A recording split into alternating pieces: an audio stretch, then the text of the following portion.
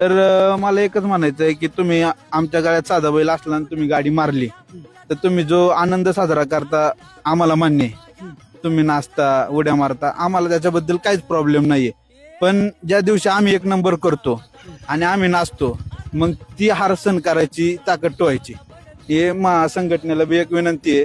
तुम्ही मैदानात बघत जा बकासूरची गाडीला सेमीला जर मारली तर खूप जण नाचतात काही बोलतात उड्या मारतात नाही का काहीतरी मोठे मोठे गार केले गंमत मध्ये.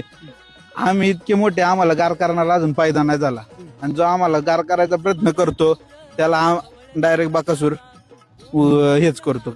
जे बोलायचं गरज नाही, मला बैलच उत्तर देतो.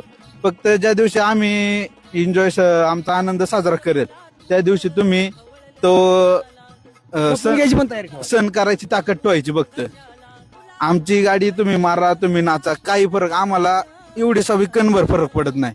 पण ज्या दिवशी आम्ही तुमच्या गाड्या मारणार त्या दिवशी तुम्ही सण करायचं. मग मग कमेंट करायची मग फोन करायचा तू का नाचला तू का हे केलं नाही का. मग कोण ना कोण संघटनेला फोन करणार.